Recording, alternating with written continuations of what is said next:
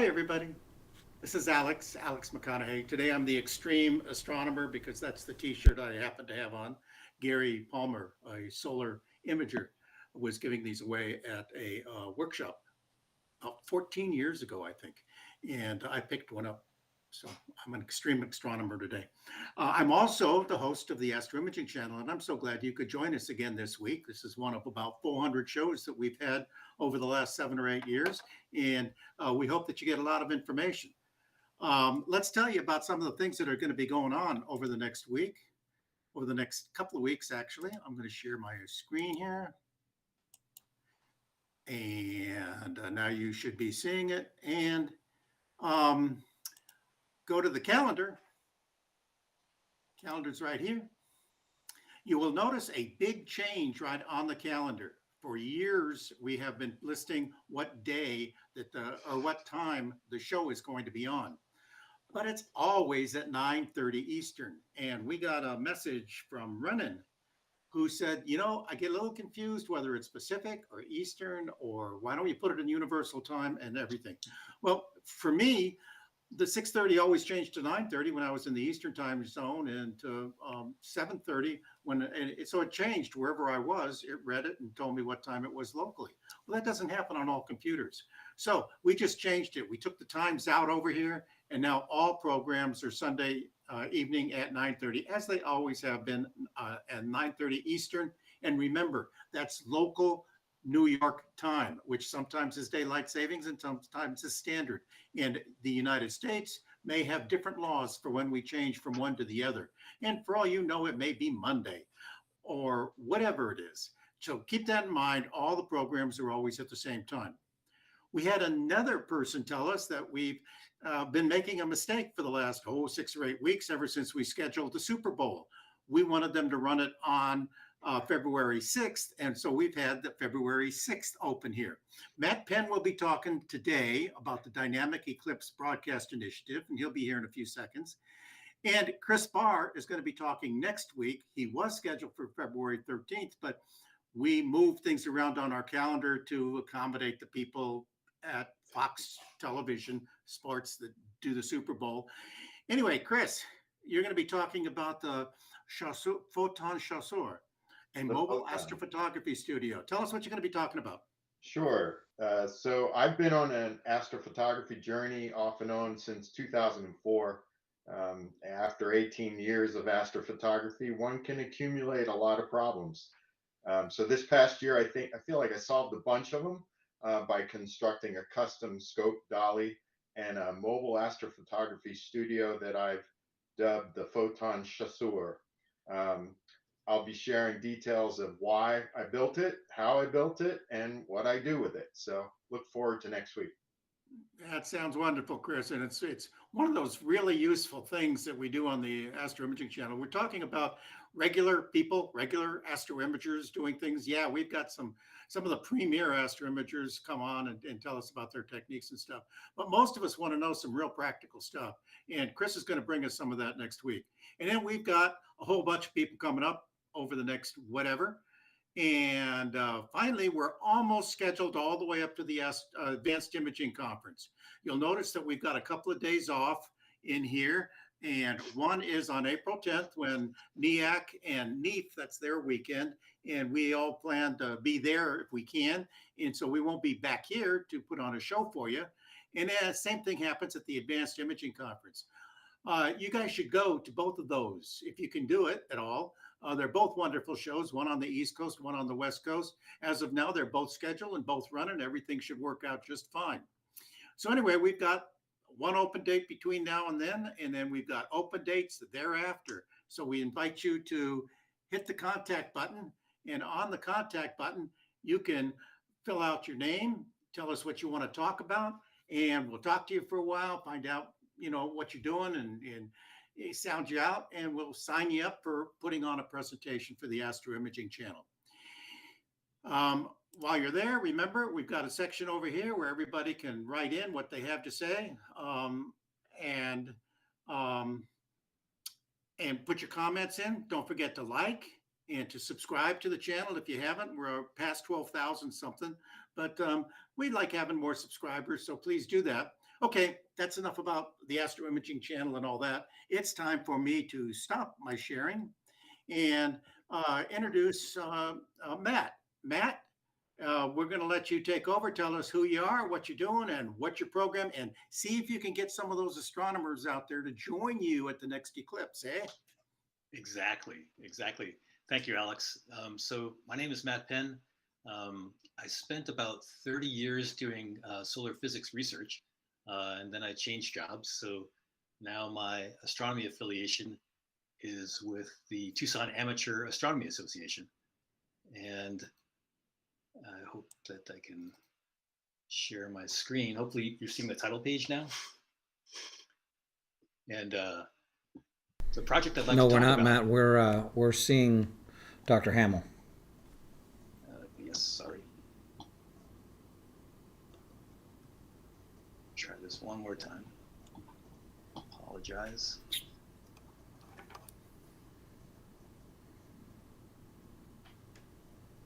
Let's try this. Share. Presentation mode. Still Dr. Hamill. So I'm hoping to do some more training in PowerPoint sometime soon. Here we go. Screen 2, share. Let's try this one more time. There we go. We're on the title page now. It's getting late. I'm a solar astronomer, so I'm clearly past my bedtime. What I'd like to talk to you about today is the Dynamic Eclipse Broadcast Initiative. And I've teamed up with a group of about 12 people listed here.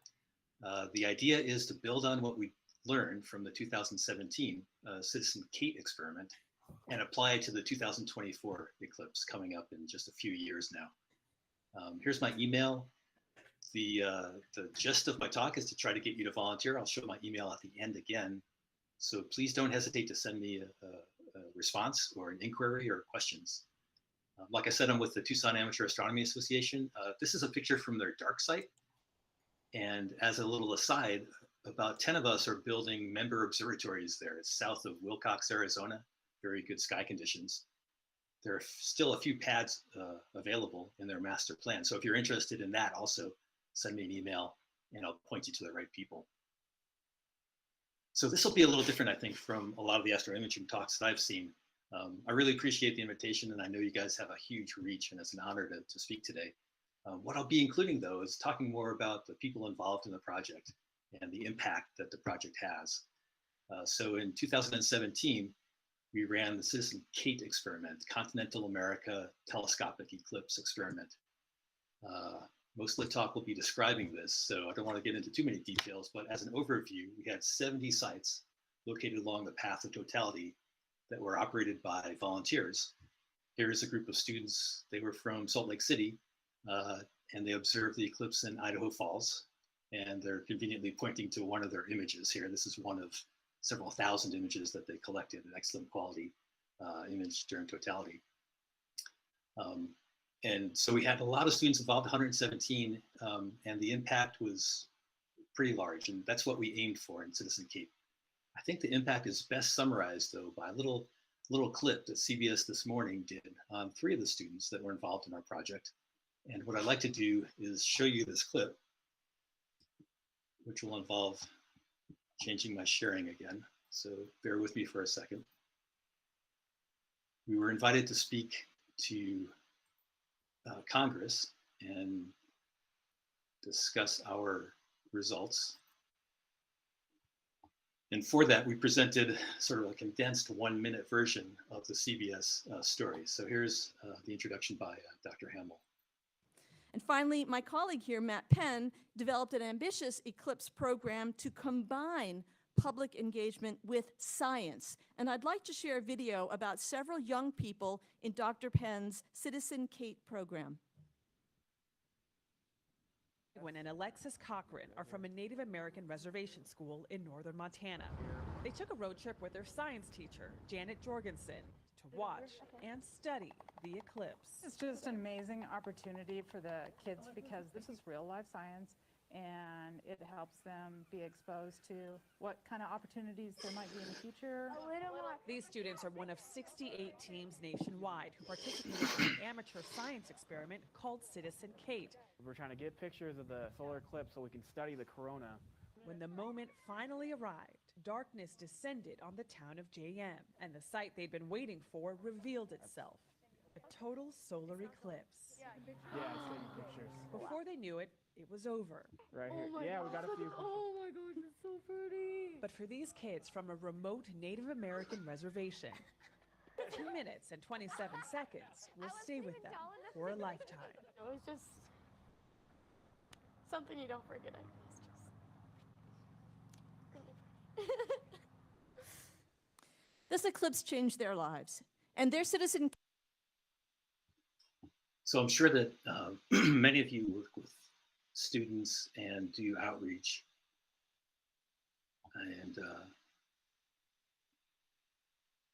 And I'm sure you know how hard it is to get a connection from students on a topic, especially STEM. And solar physics may not be the most exciting topic a lot of the times. But with the solar eclipse, it really reaches down to an emotional level. And it's just an honor to see students react that way. And hopefully I'm going back to my presentation. You will have your presentation screen up. Great. So, you know, in all the teaching that I've done and all the research projects, this is, total solar eclipse is unique because it really connects with students on an emotional level. And the goal in 17 was to associate astronomy and imaging with that unique emotional aspect provided by the eclipse. We're hoping for the same outcomes in 2024. And I'm hoping that at the end of the talk, you'll be encouraged to join us in this work. Another group of students that I work more closely with were from outside Tucson here. So here's a picture of Jack Erickson, who's the physics and astronomy teacher at Vail High School in the Vail School, Cienega High School in the Vail School District here. He and his astronomy club were gracious enough to agree to be followed by the Discovery Channel film team. And so for months leading up to the eclipse, we practiced in Tucson under the cameras. And then the students traveled to Pawnee City, Nebraska, and film crew followed them. And you can see Jack is a little bit stressed out here because on the day of the eclipse, there are clouds and then some rain as they were setting up the telescope. So things were a little stressful, and he had the extra stress of being under the eye of the camera lens. But I'm not gonna tell you what happened yet. I'll get to that at the end of the middle of the talk. So build some anticipation, I hope. So why do we study a solar eclipse? What is the scientific reason for doing that from the ground? As you heard in the CBS program, we're doing real science here. This is a really simplistic view graph, but what I'm trying to do is show you that if we're studying the corona of the sun from the ground, the corona is 1,000,000 times fainter than the disk of the sun. And coronagraphs do use a technique that's similar to the picture on the left. It's not quite exactly the same, but you're basically blotting out the disk of the sun, and you have to suffer or deal with light that's scattered around that. So here in this picture of the room, you're looking at light scattered off of dust particles that might be floating in your room. In the atmosphere of the Earth, it's also scattered off of nitrogen molecules or oxygen molecules. So all coronagraphs from the ground that study the solar corona have to deal with sky brightness. But when an eclipse happens, the moon blocks a large portion of the Earth's atmosphere, and so that scattering doesn't occur. And the sky is actually 1,000,000 times dimmer or darker than conditions at the best coronagraph sites. So we have really favorable conditions that allow us to study the corona, the faint atmosphere of the sun, that we normally don't have even in the best ground-based coronagraphs. And that's because the moon is in space and blocking out the light above the atmosphere. So I know my audience, and I know you're all thinking, well, doesn't NASA study the corona from space? And the answer is yes. But there are some interesting things about the way NASA studies it. So what I have here are 2 images from the NASA SDO mission showing the disk of the sun in the center, and then a coronal image from the LASCO C2 instrument on the SOHO spacecraft. Now, unfortunately, it's difficult to observe the region in between those 2 perspectives. And in particular, while SDO and the AIA instrument show us the corona on the disk of the sun, we're only looking at the hottest plasma in the corona. We're not looking at all temperatures of material. So we're missing a big picture. But what a solar eclipse does is it opens a window that allows us to study the inner corona.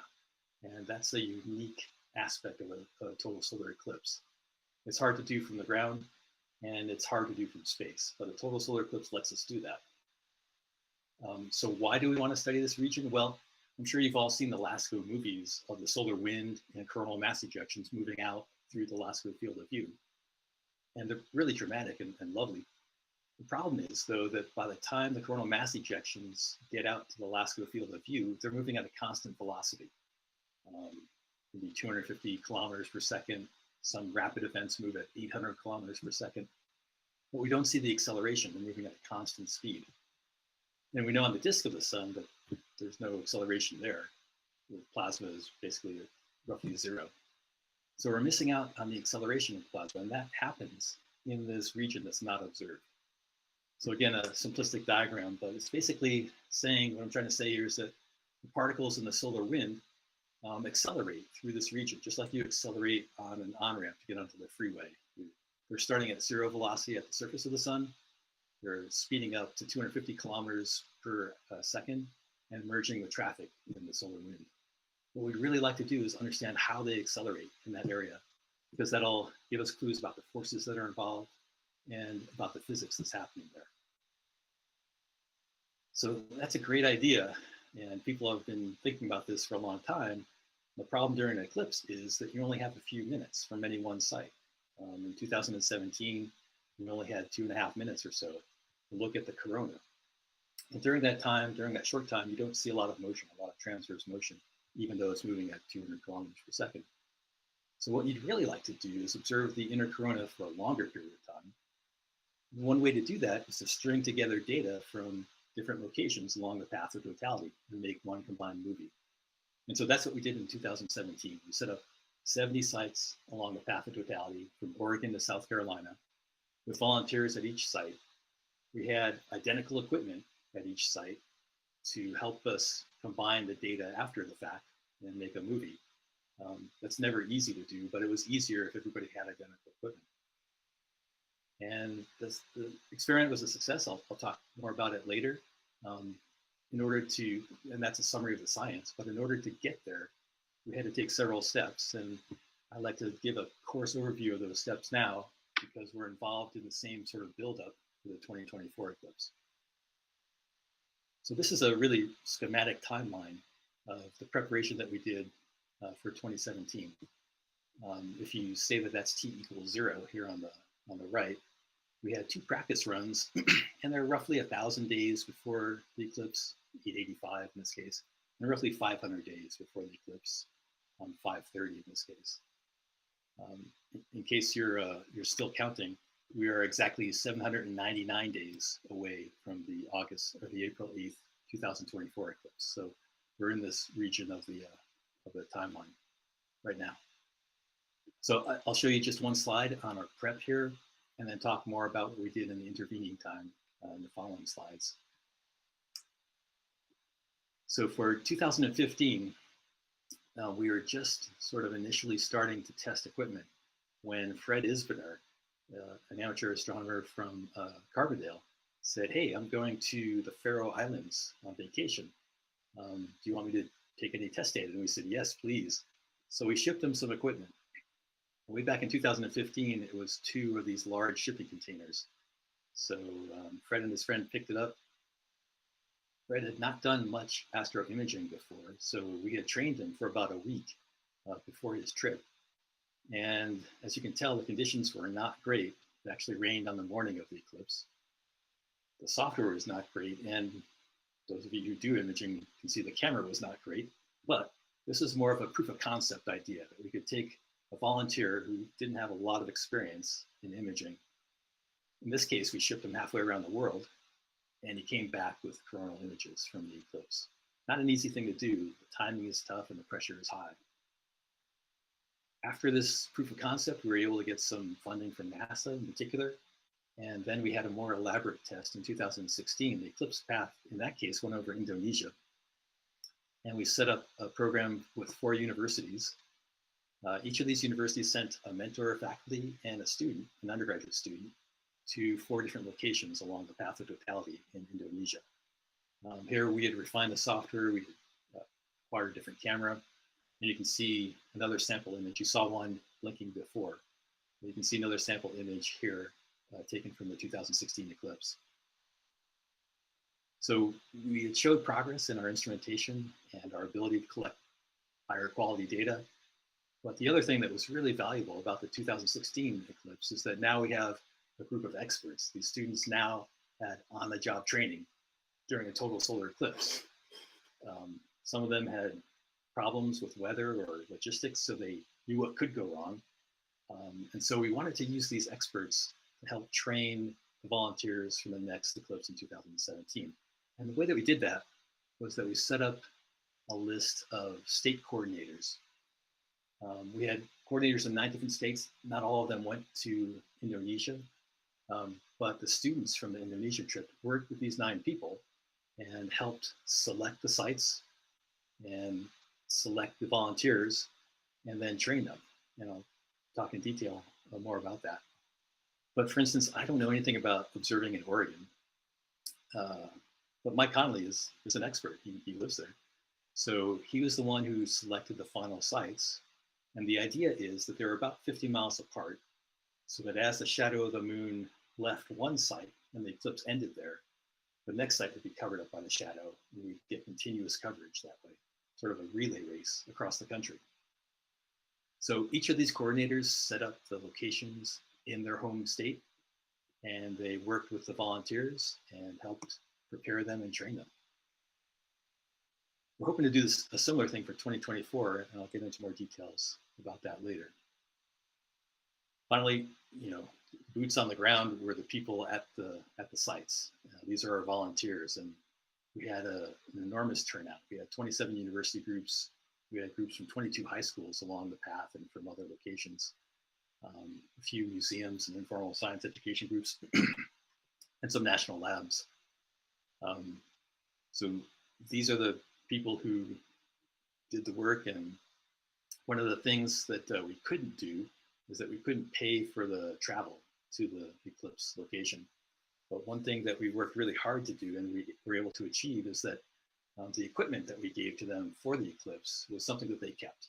And so now we have people, for instance, I know in Idaho and Montana, using the equipment for outreach, and I'll talk about other science projects that some people have done with that eclipse equipment. In order to get the equipment to them and to start training them, we had a series of training workshops. Now these lasted between 1 and 3 days at different locations. Here I was working with the Cienega group in Tucson, and it was 102 degrees that day. And then in Wyoming, it's quite the opposite. There was snow on the ground, temperatures in the high 30s or low 40s. So a benefit of this was that we were able to test the equipment in different environmental conditions as well. But we ran these workshops, and again, here's where the site volunteers receive their equipment. We walked them through the software. We had practice sessions where they observed the sun. And then at the end of the workshop, they packed it up and took it home with them to the universities or to their homes or high schools. That was about 5 months before the total eclipse. And in those 5 months, we had a series of coordinated training sessions where everybody pointed at the sun at roughly the same time or as close as we could, depending on weather, and took data. You can see it's not the best scale, but you can see that there's some excellent images in this group. We had some fantastic imagers as volunteers. And then we had some beginner folks as well, people who were saturating their detector, had the exposure too high, or had seeing or focus issues or camera rotations. So during those last 5 months, we had these practice sessions where they would submit their data to our group, our core group, and then the students would review the results and then get back, provide feedback to the people doing the actual observing. And there was a real tight correlation between the people who participated in these sessions and the people who were successful on the day of the eclipse. So on the day of the eclipse, as you can imagine, the observing locations span the range of variety of locations. Here in Dixie Butte, they're on top of a little mesa here. In Alliance, Nebraska, in the middle of a farm field, equally sort of lonely location here in South Carolina. But then in some of the locations, the students had extra pressure because they were inside football stadiums, in this case in Carbondale, with 50,000 screaming people trying to take data. So the experiences of the site volunteers ranged from campouts to really social events. But we had enormous success. Of the 70 sites, something like 62 collected data of one sort of or another. And I think now we're getting down to about 54 sites where the data is sufficient quality to include in the movie sequence. And just so that you're wondering, Jack Erickson and his team magically cleared up. They collected some excellent data in the middle of a patch of clouds that helped us a lot. Here's a filtered image showing the corona like you might see it with your eye. And then we really did some edge enhancement here. This is just a single frame or a single HDR frame. But you can see some structures coming out of the polar coronal holes, some prominences and some other coronal streamers as well.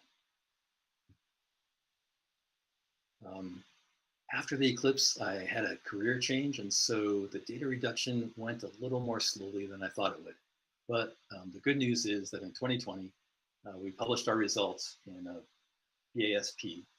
I say et al. Here because there are 287 co-authors with me on this paper. And it's also, you can download it. It's also open access.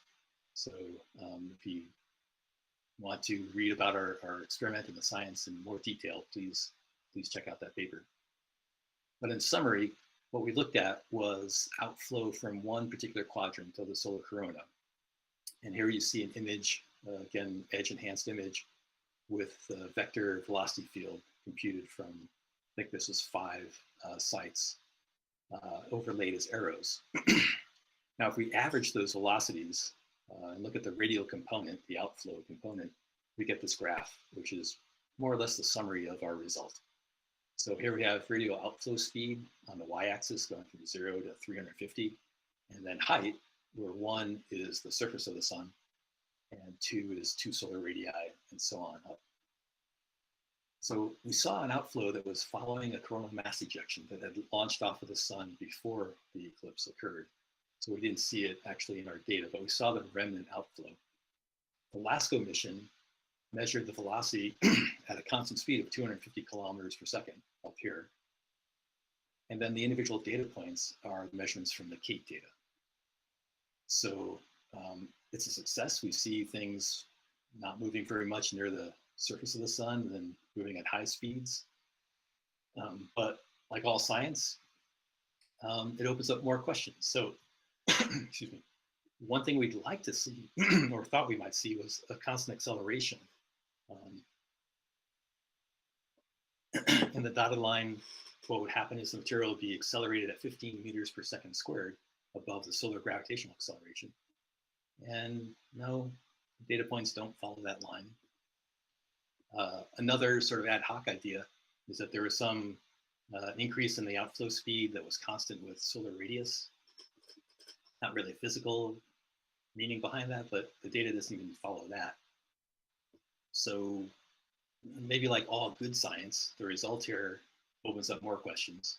The acceleration mechanism is not constant, it's not uniform in this case, and it varies from place to place in the corona.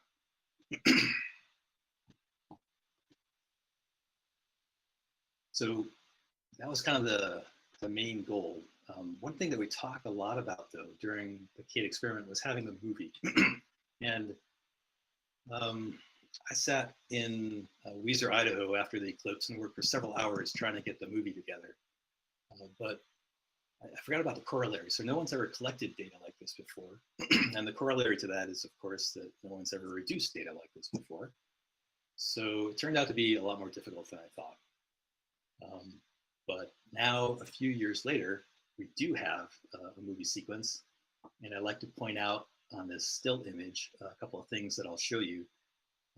Down here, we have a loop system in the green box.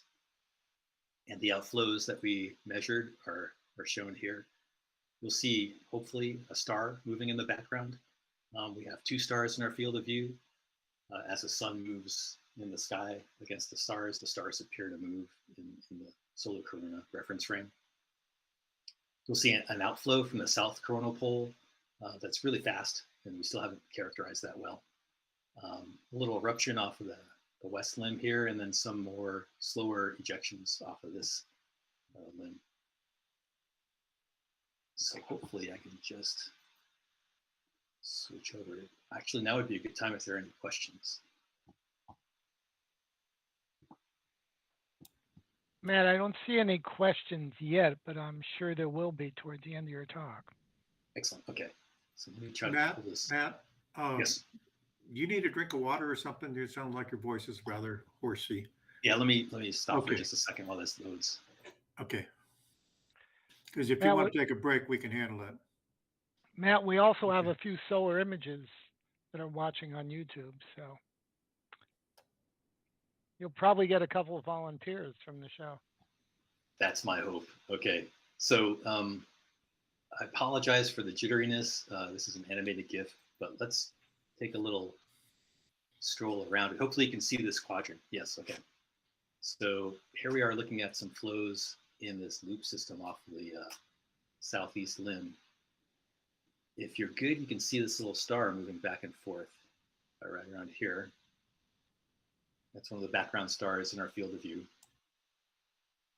And then you can also see an outflow. The movie moves forward and backwards through the sequence. So the outflow will move outwards and then move backward the rest of the movie sequence. That's what we measured for the paper, for the publication. But there's a lot more stuff going on. It's just amazing the kind of detail that we can see in this sequence. Moving to the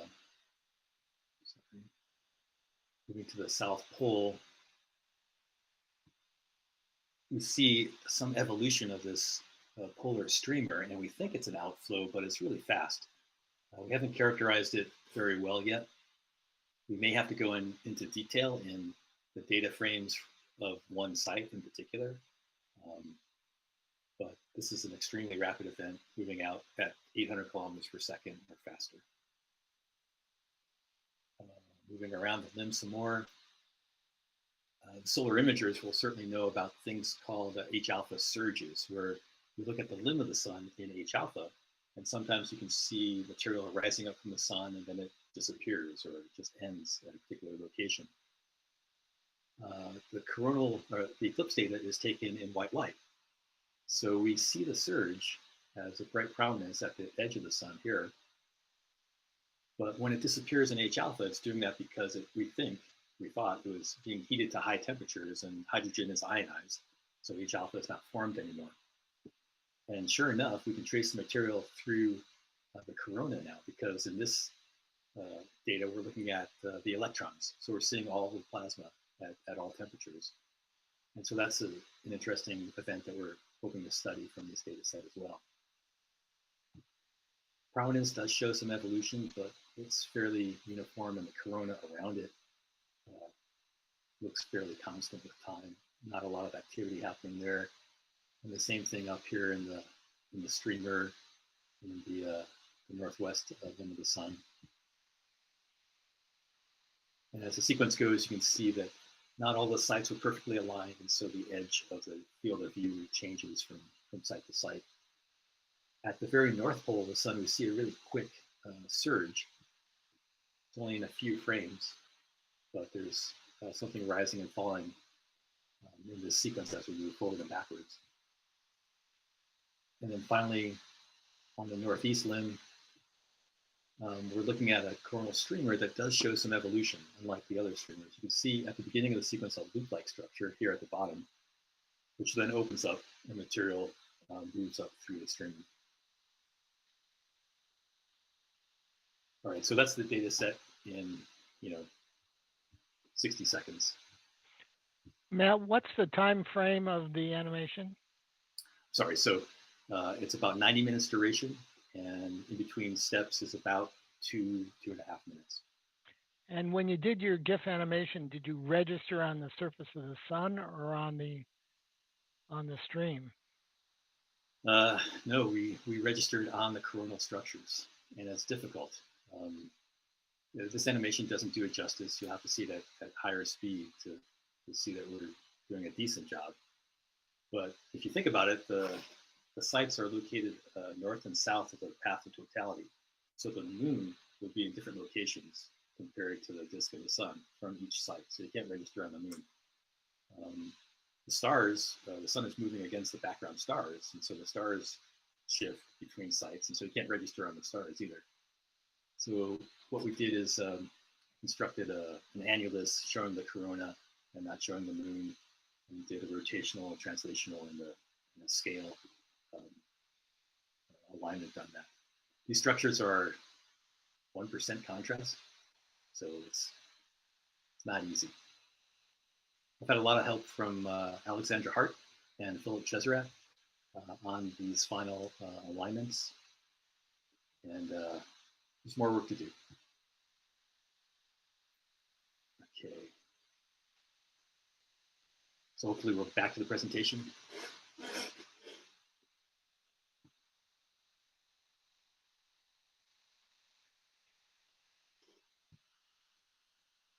So then, in terms of outreach for the project, we can see that for the events that we can directly measure, which were the events before the eclipse, we think we had about something like 17,000 people attend the events organized by the CAPE team. On the day of the eclipse, it gets a little more iffy to understand exactly who is responsible for what. For instance, in Weiser, Idaho, I've worked with the Weiser High School team there for a while, and that I think inspired the town to get more involved in the eclipse. And they had a huge turnout at the high school and in the town. Adding that up, perhaps we had 300,000 people at events that were nucleated by the CAPE sites.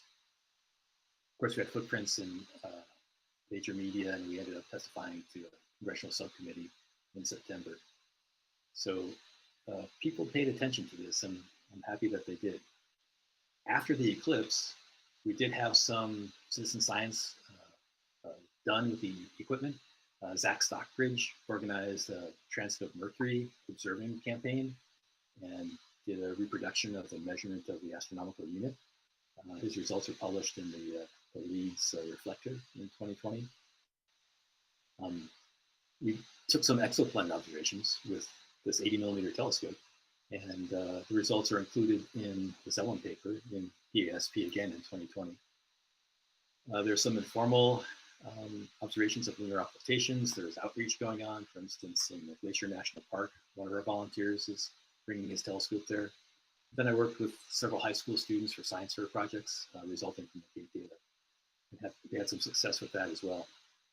And then finally, how did this all happen? Well, the funding was an interesting collection of private, corporate, and federal money. For the total project, we had a very generous grant from NASA that included our education program. And then the equipment budget is broken out as these pies, broken down between corporate, NSF, education, and private. And then the equipment budget is further, more details as shown on the right. Each site cost about $3.5K worth of equipment. And so Daystar provided 60 telescopes for free to us, Daystar filters, and then Celestron provided 60 equatorial mounts for free. They were very generous with their donations. MathWorks provided some software and some time for people, and also volunteered at 2 different sites. So they were our data acquisition software team, and they did a fantastic job. And then we had other groups like Color Maker, for instance. It's a food dye manufacturer in LA. the CEO likes astronomy. He donated 10K to the project. So it's fantastic. I think that things will be very different for 2024. Obviously, I'm not in the solar physics professional field anymore. And so I'm personally not capable of raising money like this for 2024. So we've got some interesting challenges. One thing I'd like to point out is that in 2017, we had 2 people purchase their own setups. One generously donated his setup to a high school group, and the other used the setup at his observing site. But for 2024, we're hoping to increase that amount. More people actually purchase their own equipment. So then, in summary now, or getting into the 2024 Dynamic Eclipse Broadcast Initiative, what would we like to improve? I think personally, my main goal is to actually do the broadcast, something that we naively thought we could do in 2017, but to really schedule our goal to be a real-time broadcast of the data. So that's why we're calling it the Broadcast Initiative. As I mentioned before, I think our ability to raise funding is very different this time. And so we're looking at a much cheaper equipment list, something well under the $3,500 mark. And to do that, I'll talk a little bit about Raspberry Pi cameras. These are uncooled cameras. They're small pixels, but they cost $50. And we were able to get some results. I'll show you some. In 17, we're limiting participation to the path of totality. And so we'd like to expand that for 2024. Obviously, people in the path of totality will be the only ones collecting coronal data, but people outside of totality can be involved as well. And we're developing ideas about how that could happen in a meaningful scientific way. And finally, while we did have some good follow-up after 17, one of the main limiting factors was the mount. People who are beginners are not really trained to use equatorial mounts and people are alignment, as you know. So we're looking at go-to mounts for 2024. I already told you that we're 799 days away from the 2024 eclipse. And so here's a schematic timeline again for the preparation that we're doing this time around. We've already accomplished a couple of things, and I'll talk about those in the next few slides, with some lunar eclipses and with the total eclipse in Antarctica. And that's about 1,000 days before the upcoming eclipse. And then we've got some more tests planned about 500 days before the eclipse. But people might be thinking, and I've heard this, that the annular eclipse in October of 2023 might be a time to start practicing and thinking about the total eclipse, but it's very quick. It's less than 6 months before the total eclipse in 2024. And as 2017 is a guide, we needed to have everything in place and have people practicing in those last 6 months. So we need to understand exactly what we're doing well before that annular eclipse. That can't be a test for the equipment. Okay, so what have we done recently? And as I said, how are the Raspberry Pi cameras working out? Well, for the total lunar eclipse in May, the idea was to have 2 very simple systems, 50mm lenses and Raspberry Pi cameras at 500 miles apart, one in Tucson at my house and one in Tehachapi for Claude Climate. From 2 different locations, if you're able to synchronize your exposures, you could produce a 3D image of the eclipse because the moon has a parallax because of this separation in the sites. But my luck isn't so good, so it was cloudy in Tucson. Claude Climate did get an image. It was partly cloudy in Tehachapi, but here it is here. It's maybe not so impressive. In November, we had a bigger group involved and much more cooperation from the weather. So we had some clouds in the north, but some good skies in the south. In particular, Bill Klepping in Greenville, Texas had some excellent skies, and then Claude and Tehachapi had some light cirrus. Tucson again was mostly cloudy at my house, but we were able to get some data. We had 2 goals. One was to be able to upload our images to a cloud server in almost real time, testing out this idea for a real-time broadcast, and we were able to do that.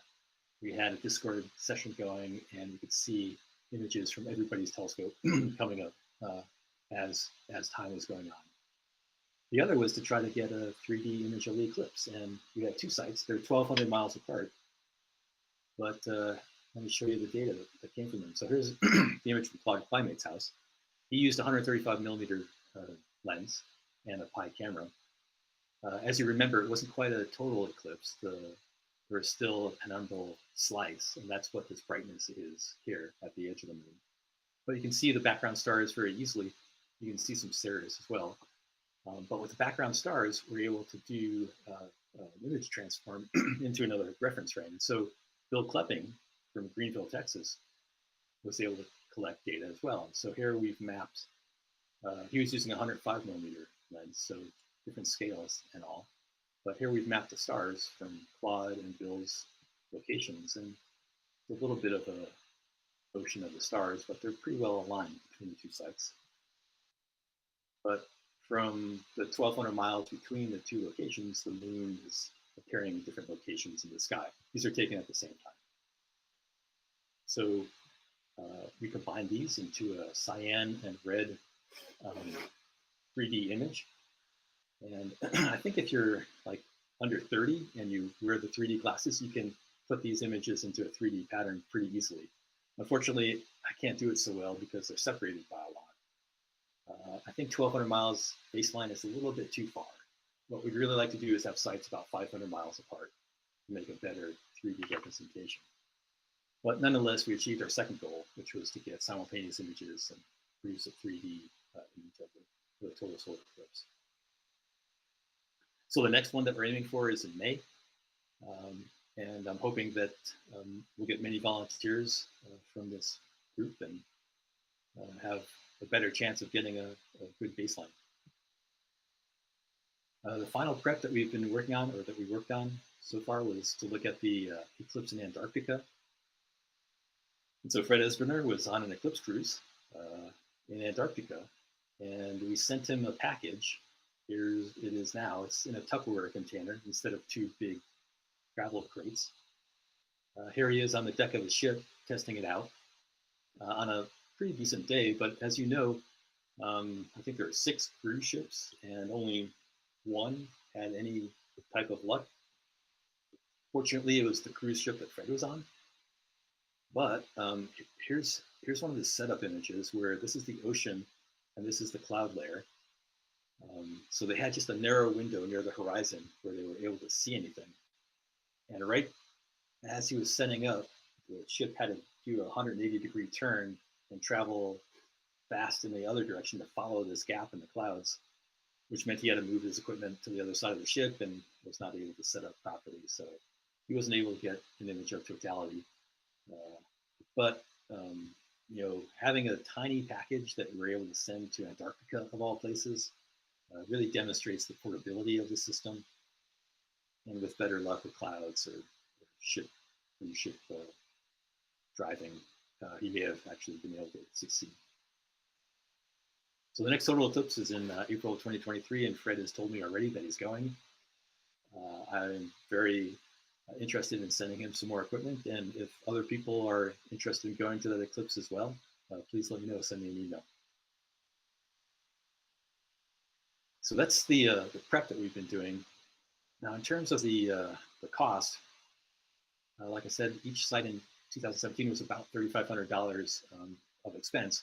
What we're hoping to do is to get that down by a factor of 3 or even more. And one idea that we've had is to sort of stage the costs depending on the particular person involved, right? So if you have your own mount already that you're happy and familiar with using, or if you want to piggyback our equipment on your telescope, then I think we can have a package that will collect data for about $500 if we go with this Pi camera especially. If you do need a mount, say a high school that has no real astronomy equipment, we still think that maybe we can do something for $1,000, roughly a third of the cost of 17. And then, you know, depending on how you want to grow after that for follow-on experiments, you can build on top of that. But we're really trying to minimize the expense here and maintain our scientific integrity of the data. So, I've purchased several test equipment setups. I've been using a Raspberry Pi camera for a long time. Here we are taking a picture of the solar disk, the photosphere. It could be used at nighttime as well. So a couple of your favorite galaxies, everybody knows 51 and 101, and then Orion, can't resist that target. So at least right now, our tests are showing that the Pi camera provides decent data for the eclipse, as well as for follow-on nighttime projects that might involve variable stars or photometry. Matt, what are the specs on the Pi camera? Well, it's about, pixels are small, 1.5 micron pixels. It's basically 4K by 3K. And one benefit, I think, is that here's the whole operating system, right? It's a single board computer that attaches to the camera. And from here, you can have a Wi-Fi connection to the cloud server. So it's very portable. It's color, so it's got a bare matrix filter on top of it. And I can provide you more details later. So there's no computer involved here. It's simply the camera does everything. Well, what we're aiming for is to have a very user-friendly GUI that runs on the Pi. And what you would do, in theory, is connect with your phone using a VNC connection to the Pi computer. And then with the GUI, take your calibration data, do focusing, then take your actual eclipse data. But we still have some way to go. We're working in that direction. Still some work to go. How will it control the focuser? Manually, so it's a manual focus is the idea now. And that was what we did in 2017, was manual focus.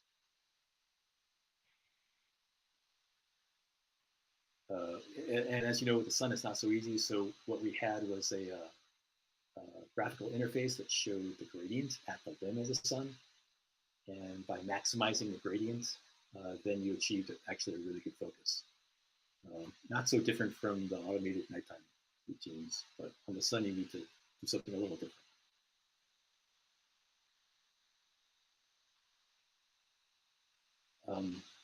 So getting to this, the idea of having a network of these outside of the path of totality, what might you do with data from outside of the path, the eclipse path? Well, there's an excellent diagram here from an annular eclipse where, unfortunately covered up his name, an amateur astronomer had taken sequences of images every 2 seconds and stacked them in a very clever way to show you the valleys and mountains on the limb of the moon. Something might be possible like that during the partial phases as well. We'd like to try that out in this fall in the European eclipse.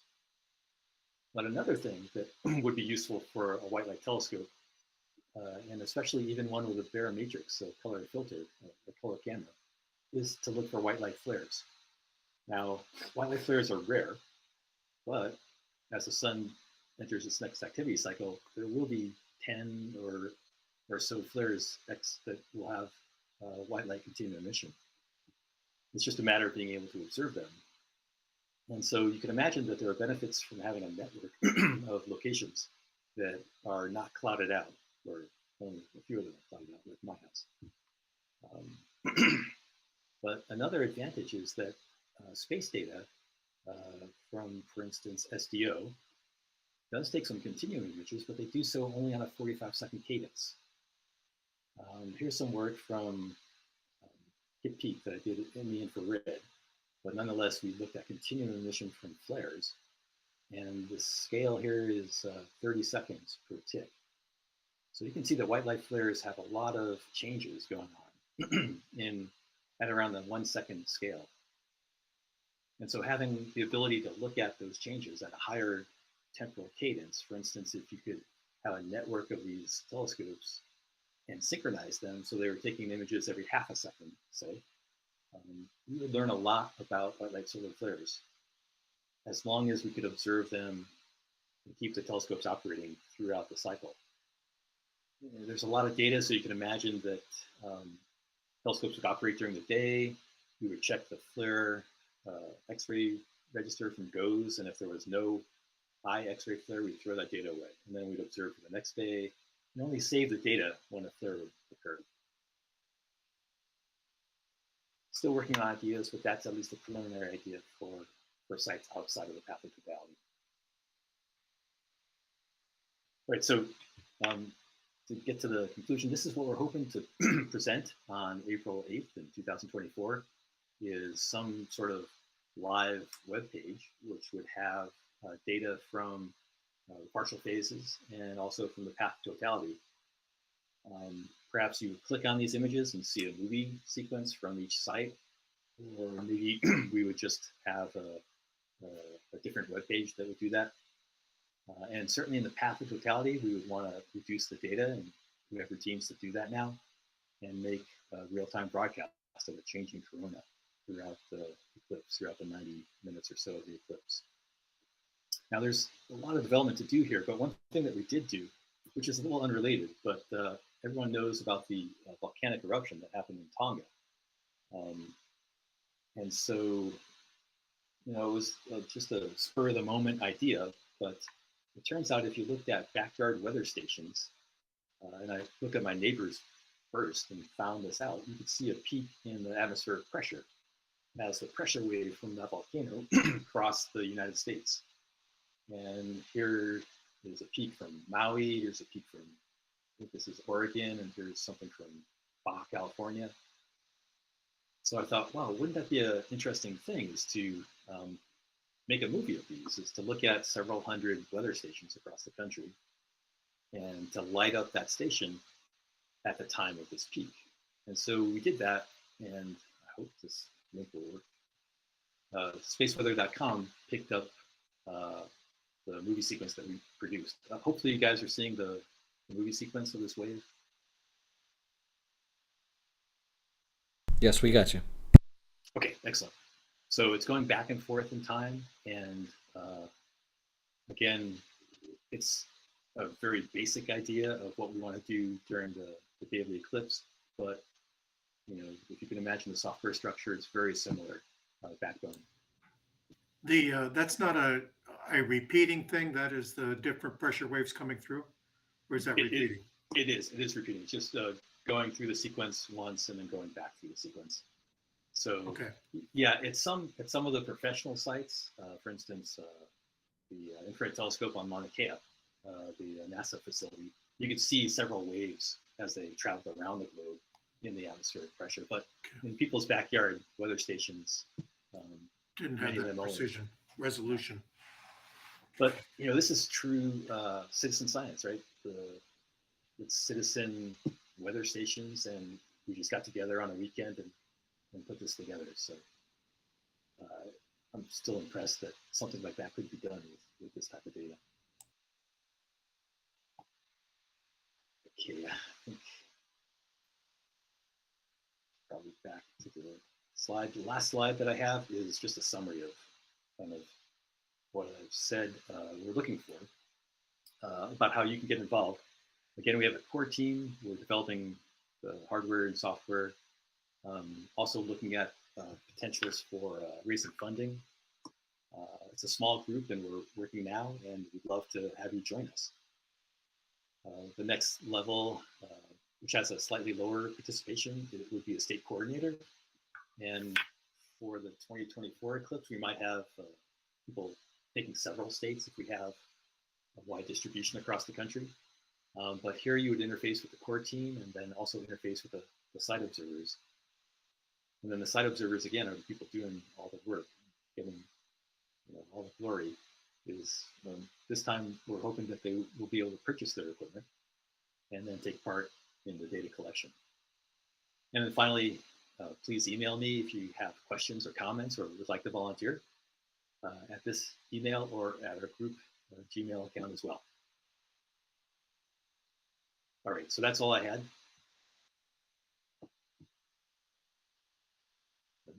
Okay, thank you. I want to ask. We've got people to do a lot of astroimaging watching this show tonight, and a lot of us have solar rigs and stuff like that. What would be your ideal volunteer for this project? Let me say that you would make the excellent ideal volunteer. Somebody who knows a group of people, in particular, maybe in your area. So you could maybe work with a local high school, for instance, and train students or collaborate with them. But someone who has technical knowledge to solve problems as they come up. Okay. Okay. Thank you. Eric, are there other questions out there? I haven't seen any. Okay. I forgot to make a couple of announcements at the beginning. Why don't anybody who's out there right now go ahead and ask any of the questions you've got for Matt, and he can he can read them while I make just a couple of announcements that I was going to make earlier in the show. Let me see if I get back to that part of the world here. How do you work this thing? I really don't like the fact that everybody's used to having meetings, but they all use different software, and that gets a little confusing at times. So we've got two things you should be paying attention to here.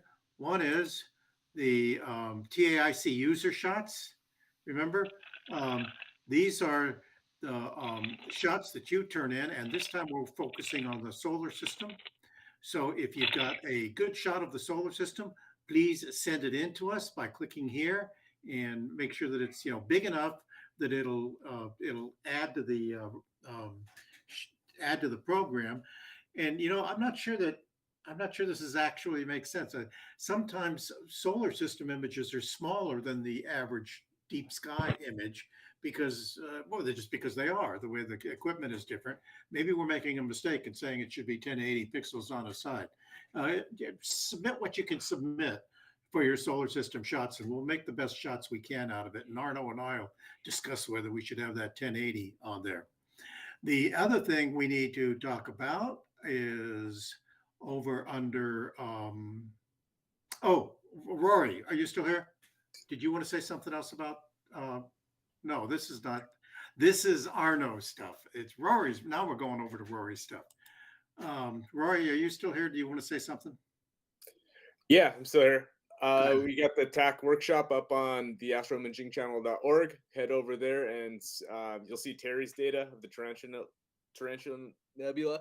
There's a lot of palettes to choose from. It's 2 looms, RGB, and HSO. So there's a lot of different ways to put this image together.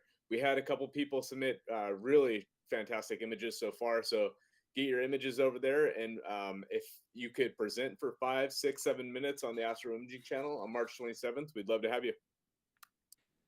Okay, so you can get the file by going to this link here. And again, it's under the workshop, TAIC workshop part of the website. And you can get the file here. And then after you've done the best job you can, submit your finished image here and we'll take a look at it. And then Rory will be looking at a few people, maybe wants to come out. They have a particularly different kind of a twist on it, find out how you contributed.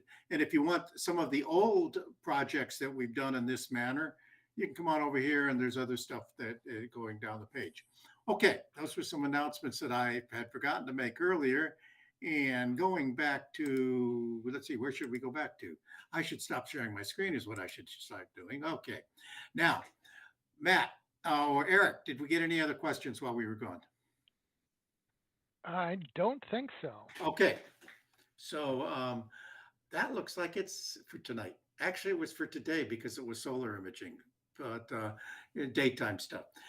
We'll all see you next week when we'll go on a photon show where we take and compile all the stuff you need to do with all your imaging and put it in one place so that you can get back and forth with it and that kind of stuff. So we'll see you next week on the Astro Imaging channel. Okay. Good night, everybody.